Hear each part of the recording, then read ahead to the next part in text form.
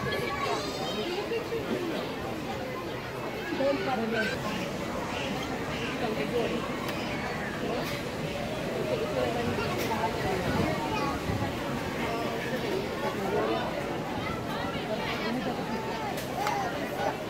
let's go home. Let's go home.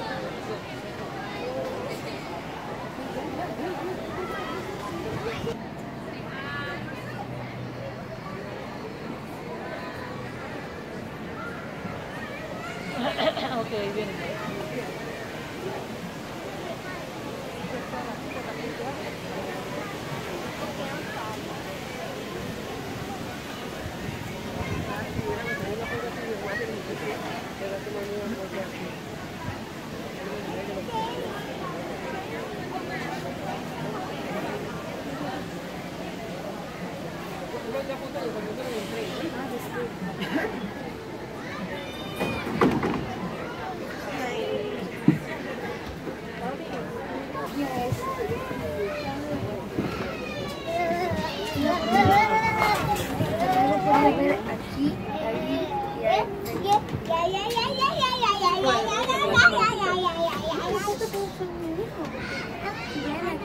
Wait, no.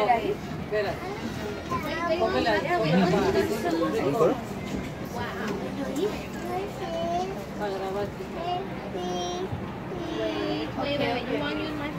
Monorail. My name is Noelle. I'll be your tour guide and driver today. Hello, everybody.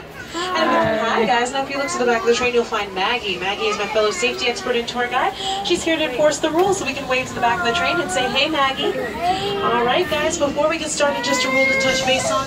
I'm going to ask that we all please remain seated with arms and legs inside the train at all times for your safety, and that children remain seated securely in a seat or in a lap for the entirety of the tour. Now, folks, without further ado, we're currently passing over the beautiful Bronx River, which is approximately 24 miles long, begins at the Kensico Dam in Westchester County, and is a flourishing habitat for ducks, turtles, fish, beaver, and all manners of migrating birds. Now, as we round this bend and come up to our first area, we are being greeted by India's national bird, the peafowl. Males are called peacocks and females are called peahens. Males can be identified by their long blue necks as well as their impressive, beautiful back feathers that they present and display for the peahens during the mating season. The peahens can be identified by their brown plumage, green necks, and lack of back feathers. And it may interest you folks to know that the peafowl are the only animals here at the Bronx Zoo that get free roam and range of the entirety of the zoo property. So with that being said, I encourage everyone to keep those eyes peeled and to keep those cameras out at the ready, because you'll see quite a few of those birds walking along the road right near you as you continue to visit us. We have two types of deer in this species of antelope that are normally in this area, but they've migrated to the left-hand side and over the hill. We'll catch up in about 6 to 8 minutes, but in the meantime, we are approaching some huts that tell a very interesting conservation story. I've got a piece of that story for you folks right here. Farmers in Indonesia live closely with wild animals, like elephants, which we will see shortly. WCS field staff work with local leaders and farmers in Indonesia to come up with the Crop Protection Unit. This unit created many different ways for farming to continue in close proximity of wild animals. One strategy was to soak ropes in chili powder. Mongolian wild horses, or Przewalski's horses as they're also known, were extinct in nature for quite some time and could only be found in captivity, but there have been recent reintroductions of these horses to the wilds of China and Mongolia, thanks to herds raised in North America as well as various Asian zoos. And as we round the bend, folks, you're seeing the entirety of our herd of Mongolian wild horses right here in the foreground. Now, as you pass by, you might notice some differences, both visual and genetic, between a Mongolian wild horse we have in this enclosure and a domesticated horse you might find if you were to visit a farm. Mongolian wild horses are shorter in stature with a stockier build and shorter legs, and they also feature the erect mane that's missing the forelock. For those of you who are unfamiliar with that terminology, forelock references the piece of the mane that falls directly over the forehead and eye of a domesticated horse, so Mongolian wild horses are in fact missing that feature. Are still in their area, but as we proceed out of the horse exhibit and on to our next, I do have a note from one of our top conservationists working tirelessly out in the field regarding the preservation of Mongolian wild horses. I'm Jonathan Slatt, and I'm the Russia and Northeast Asia coordinator for the Wildlife Conservation Society. We believe that in the Central Asian steppe, The world needs happy stories. Watch them positive, see the story. That's exactly what It's called the brow antler deer, and the second is called the gaur. Now, folks, my suggestion to everyone would be now, once you pass that front fence line, is to look to the back fence line and follow your line of sight to the right. Usually at this time of the day, our animals like to migrate over to that right-hand side. And if you continue to look toward the rear fence and follow it across to the right, you'll start to see some tan deer lying flush against the back fence line over on the right-hand side. That's our herd of brow antler deer. The brow antler deer get their name from the look of the male deer's antlers that form a curvature over the forehead and resemble something of a large, bushy eyebrow. But you folks are going to have to take my word for it on that one, because it is a ladies' afternoon out, so we're not going to see any of those antlers in question. Now, they're classified as vulnerable in their native Cambodia because they consistently lose their wild space to farming, and they're then forced to subsist on agricultural crops which are not a natural staple in their diet. Dark animals you're seeing at the rear of the enclosure are the gaur. The gaur are the largest wild cattle in the world, weighing in at 2,000 pounds. They stand 6 feet at the shoulder and are 10 feet in length, and with their impressive size and massive horns, the gaur have the capability to fend off an attack from practically any noise from that outside traffic, and to allow our next animals to feel a bit more at home and comfortable in their respective areas. Now, folks, you've been doing a marvelous job of this so far, and thank you very much. But I will take this opportunity once again to... Now, we don't have to look too hard to find him. As soon as you enter this first area, look to the footpath on your left-hand side going up the hill. You're going to see Josie, our adult male tiger. He's 5 years old and weighs about 350 pounds. Now, my lovely guests in the back of the train, I've not forgotten you guys. As soon as you clear the fence line, look straight ahead, off to your left-hand side along the footpath, and follow your eyes over to the right. You'll see Josie. He's walking in parallel to the train at this point along the back fence line. Now, a tiger such as Josie hunts a variety of different animals out in the wild, but they usually prefer medium-sized deer and wild hogs.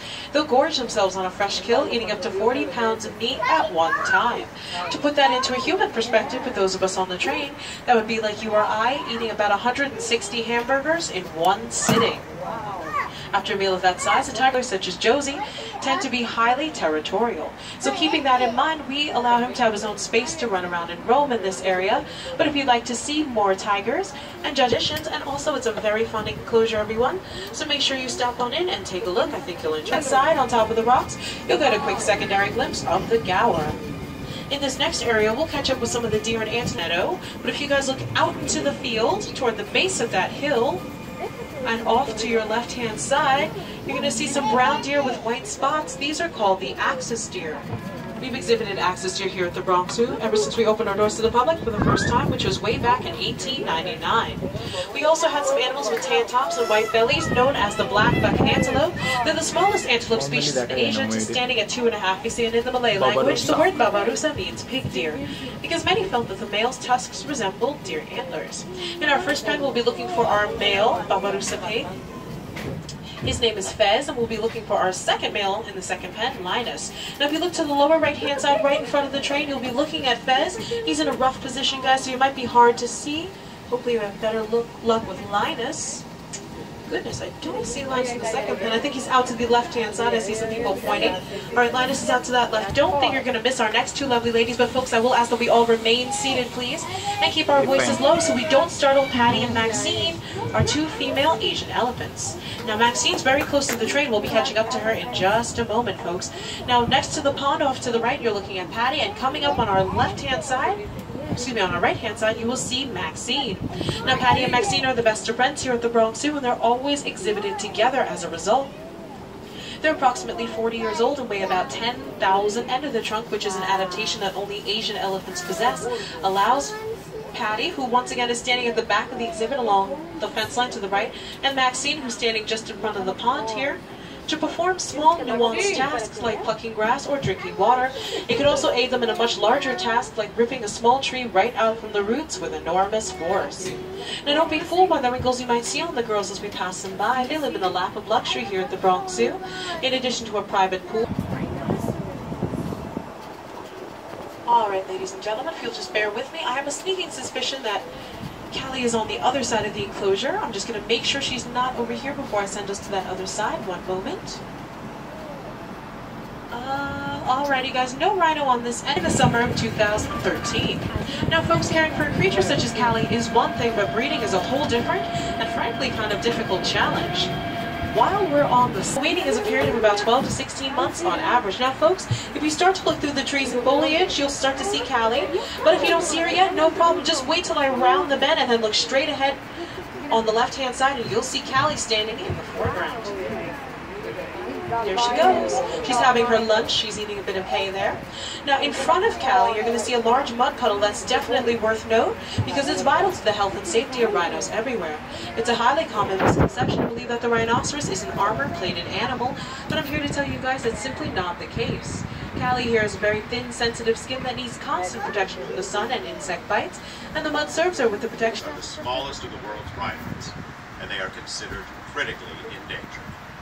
My name is Wulan Pusparini, and I'm the Species Conservation But that's because Asia is a continent known for its deer diversity as well as a multitude of deer species that it hosts. This large open field is home to 3 different types of deer and also to a species of antelope, and as we enter the enclosure, zoos. The largest deer we have on display for you in this area are called the sandbar deer. They're the largest deer in southern Asia, standing 5.5 feet. Formosan sika deer are also lying down against the fence line, and so are some of our Nilgai antelopes. You'll see one of them is a big tan animal with the black and white pattern down their hooves.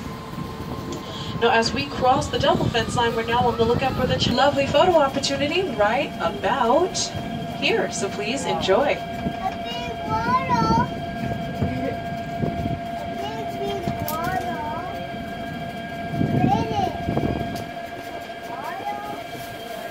Now this rough and rugged terrain we're approaching is perfect for our next 2 animals, both of whom are species of the wild goat. We have the Himalayan tahr, adult male markhors. Actually, that is our alpha male markhor, perched right up on top of the rocks to the right. The markhor are the national animal of the country of Pakistan and are the largest goat species in the world.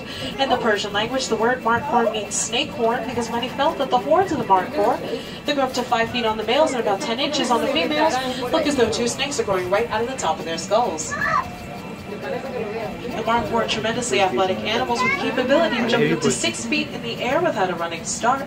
They've been known to climb trees in order to find fresh leaves. As we proceed to the right, we'll keep our eyes peeled for the secondary goat species, Zoo, Queen Zoo, and the New York Aquarium. The WCS has scientists out in the field at over 300 sites in over 50 countries. And just by visiting us today, folks, you're directly helping us save wildlife and wild places. So we'd like to take this time to extend a personal thank you to each and every one of you guys for taking time out of your busy weekend schedules to come and support us. You being here has made all the difference in the world, and we're so happy and grateful to have you guys as our guests. So once again, thank you guys so much for coming. Now, in a moment, I will be stopping the train. This is not the final stop on the tour, so I'm going to ask that we all please remain seated. I just need to allow my train to continue. Myself, Noelle, and my partner and fellow tour guide at the back of the train, Maggie. We'd like to both thank you so much for joining us here on the Wild Asia Monorail. I sincerely hope that you folks enjoyed your tour and you like seeing our animals here in Wild Asia. Now, folks, when the train has come to a complete stop and the doors have opened, I'm going to ask that my front 6 cars please exit to your right. Last 2 cars, please exit to your